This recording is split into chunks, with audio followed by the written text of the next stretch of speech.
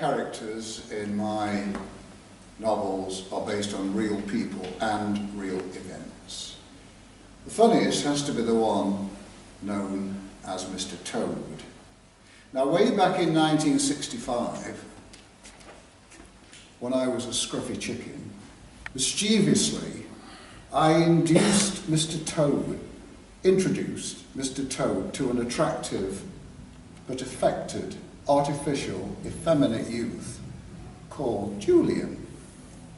Consumed with lust, Toad invited us to stay with him over the weekend. All went well until bedtime, when Mr. Toad said,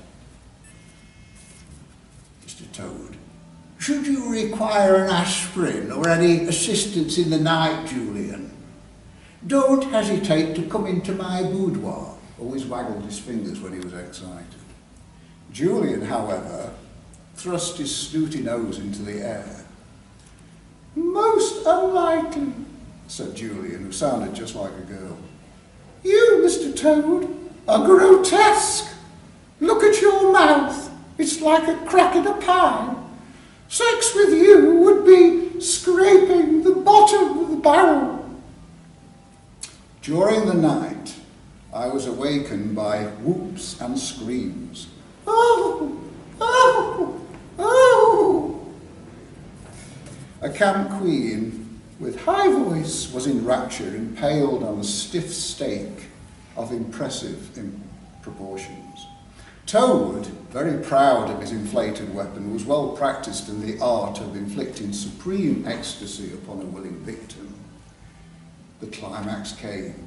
Toad's deep, guttural groan signalled a milky gush, concluding high delight. Alas, alas, alas, a reaction set in. The rapturous rider denounced his delirious gallop to that final moment of pure joy. He lectured the utterly loathsome lecher. "Mr. Toad, we have sinned. We must pray for forgiveness." Hours later, at the breakfast table, it was difficult. Julian, in foul mood, hardly spoke to his host. This was very difficult for me, very embarrassing, because he was a guest in the house, you see.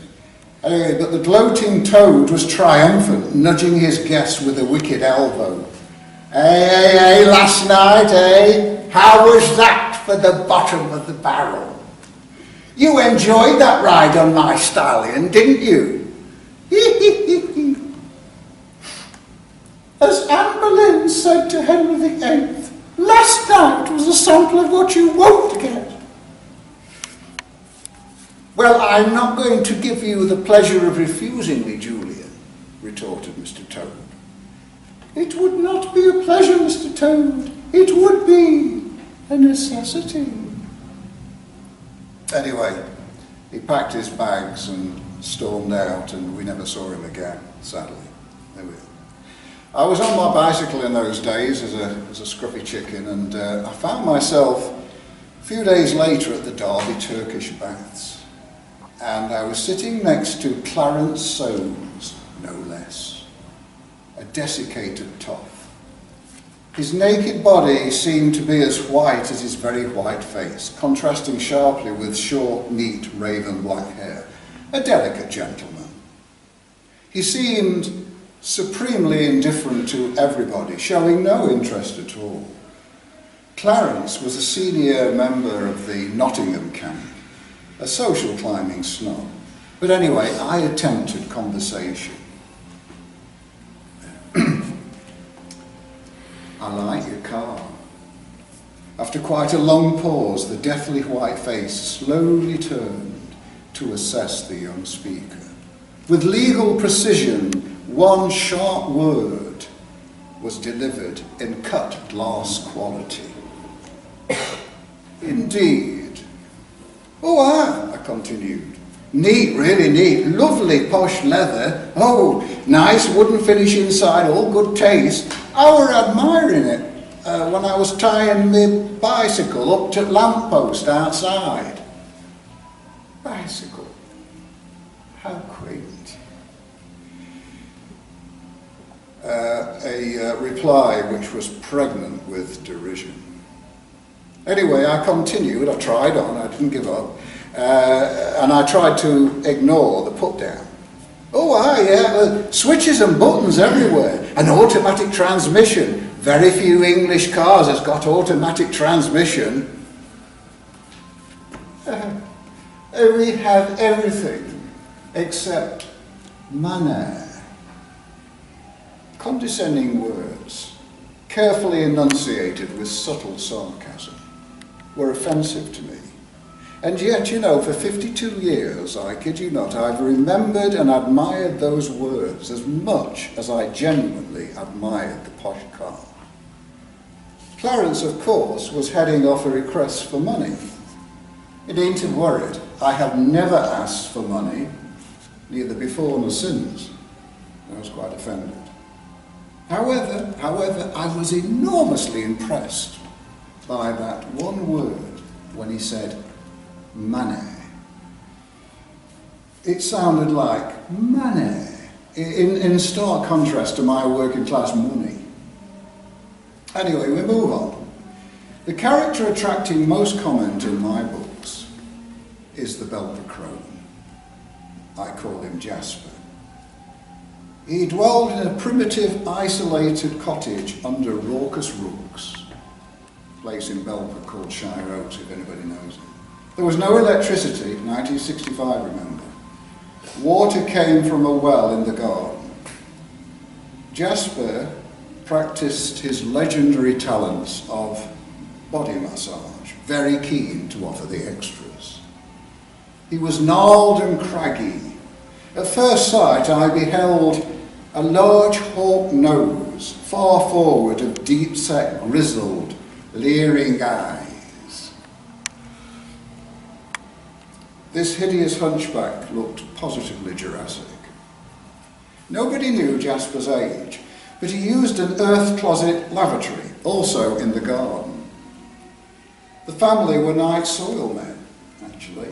Back in the 1880s, young Jasper assisted his father and brothers, who were called honeydumpers. He was the limey lad. Now, this is a boy with a naked flame torch who walked after the cart, spreading lime over any spillages of excrement to get shuttered stink. After years of emptying buckets of jollop, Jasper was totally immune to all known germs. Sadly, he was the butt of lavatory jokes. I heard about the time when he was ordered to retrieve his father's false teeth from the bottom of a tank of human excrement. Decades later, Jasper spent many hours in a notorious Belper lavatory. He used a little hammer and chisel to make a hole at crotch level. It was as big as a dinner plate. Getting bigger, getting bigger. Now, at the time, there was a camp rotundity called Dolly, who was circulating around the cottages. He used to take me everywhere in his little Morris 1000. He told the story of when he was occupying the next WC cubicle. He was amused. He amused us with the following anecdote. Dolly, with softly spoken, beautiful round bounds. I recognised the spread, said softly spoken Dolly. Sort of picnic. Cracker biscuits, butter, cheese, and a flask of tea. Sustenance, you understand. Well, it's important because he's there all day long. That's how he got that hump, you know. A lifetime of bending down, giving pleasure to those naughty, rough workmen in Belper. So through the hole, I said, hello. Hello. friends of course. Have you been busy, I asked. Very busy. I've had me teeth out all day, me. Ooh, big blokes. One were as big as a cucumber, me. Now Jasper ended his sentences with me, a sort of expletive, probably indicating so there, or something like that, or expressing irritation. Stories about Jasper and his false teeth were rooted in gay folklore. I'll never forget my first encounter. And I was with Dolly. She was taking me around the, I say she, it's a man, Dolly's a man, around the cottages.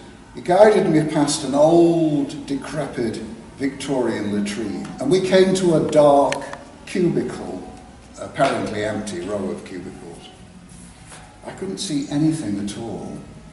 It was very dark, but I heard a sort of click. And Dolly said, he was pushing me forward, you see, Dolly said, "Lucky boy, it's the click of a crow. It's the prelude to pleasure," sighed this little fat man in his soft, round vowels. "Advance, yield, offer yourself to this master of the extended orgasm. Give yourself and know true bliss." On dark winter evenings, Jasper would creep into a public toilet to service and drain the desperate. But already in advanced years, he'd forget where he'd put his teeth. Where's my choppers? I put them somewhere. Have you seen them? Oh, it's dark. I can't see out. Oh, sorry. Fuck off.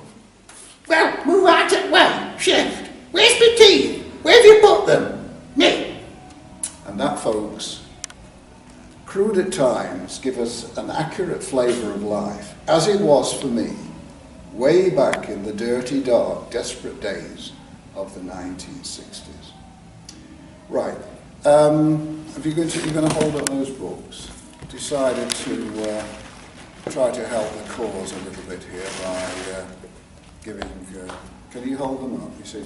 Scruffy Chicken, and incidentally you can see Jasper, that's Jasper and that's Mr. Toad there. And that's the book which was published in the United States, Secret Summer. If anybody wants to buy one, I'm selling them at half price for £5, and for every book sold I'll give £2 to Dan for the cause. That's at the, that'll be during the interval. Okay. Thank you.